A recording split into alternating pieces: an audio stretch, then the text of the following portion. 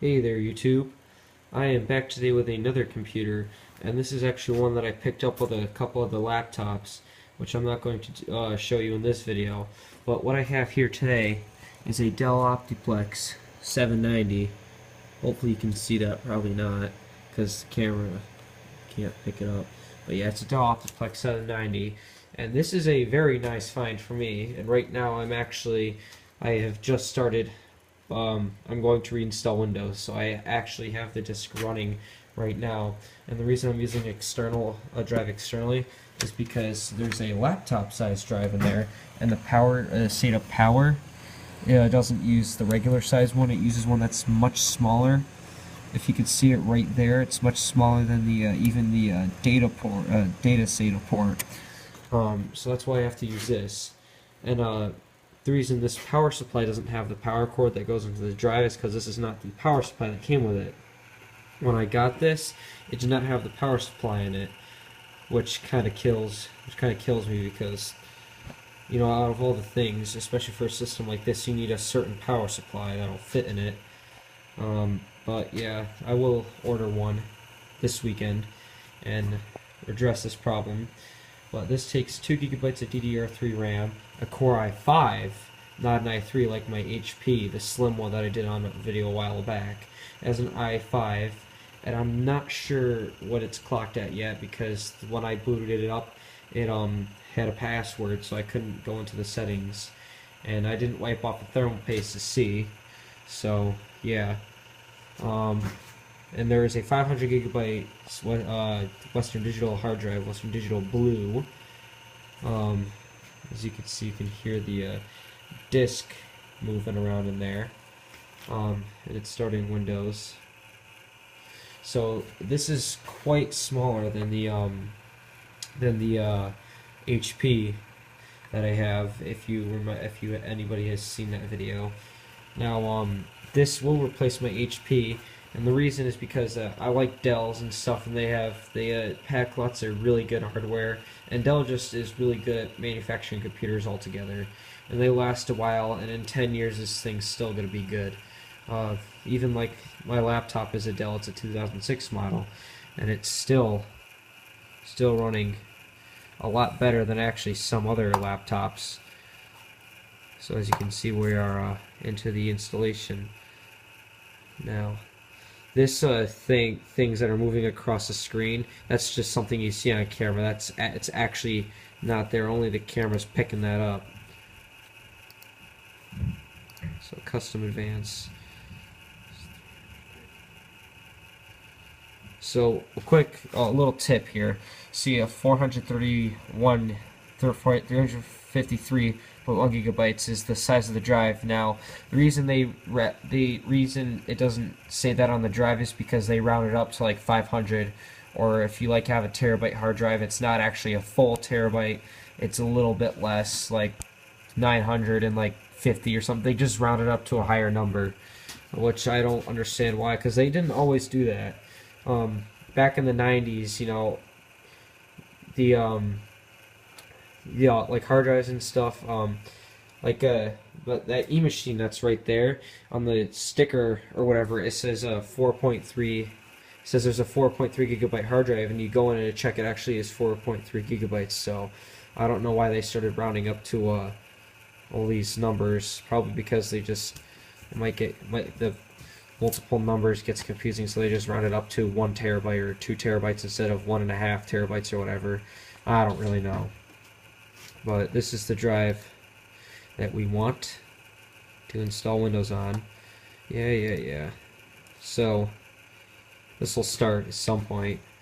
So it's gonna take a little bit. This is like the longest part of the installation. It doesn't even take that long. 20 minutes, not even 10-15 minutes. Shouldn't take longer than that. So yeah, I will talk about a little bit more about the computer when I'm going to do it. I will take the 4 gigabytes of memory out of the HP and put it in here, so this will have 6. There's no extra space in here for another hard drive. Well, I don't know if I went over it with the HP, but under the power supply, there's actually a little space that you can put another 3.5-inch drive in there. But yeah, and even though this is a very small machine, the reason why I use this for a main system is because it has an I processor, and when you have something like an I processor, you have some pretty good hardware in a compact machine, and that it's good to have. I mean, I like having towers, but this is kind of nice to have because I can fit it on my desk, and it pretty much have more room. The HP actually is bigger and it's longer, so there's not enough room on my desk to have a keyboard if I had it sitting like this on the desk. I'm not even sure if this will fit on the desk and be able to fit the keyboard. I will also have to replace the bezel too because the clip's broken here, and if it could pop out, and sometimes when I push the power button it won't turn on, which I figured that out when I first tried to turn it on. It wouldn't turn on. Like, I was taking like 5 minutes trying to figure out why, and then I saw this doing that. I was like, you know what, maybe you should push that and turn it on, and it turned right on. So we'll go over the I/O ports and what it has for expansion. So right there's 4 USB. Those are most likely 2.0 slots. Headphone, microphone jacks, and that is it for the front. Oh yeah, hard drive LED. So if we come to the back here, there is 6 more USB 2.0 slots, gigabit Ethernet, or yeah, at least I feel it's probably more than a gigabit. I'm not sure. Audio in and out, and then this is actually like microphone in, and then there's that other one, I forget what it is. VGA, serial, and this one, that port, what the HP has, which I didn't know what it was, that's a display port. That's like a full-size display port, and PS2 keyboard and mouse. Now on the inside, there's 2 PCI X16 slots, and that's it for PCI slots. So those are for graphics cards, which is good. And I will be putting a graphics card in this.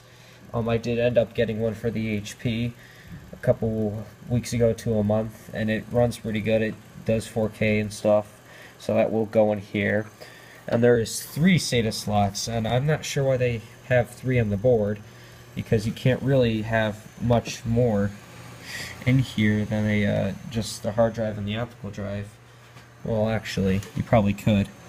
You could probably figure something out. I'm sorting the space under the drive. Probably it feels like there's some sort of mounting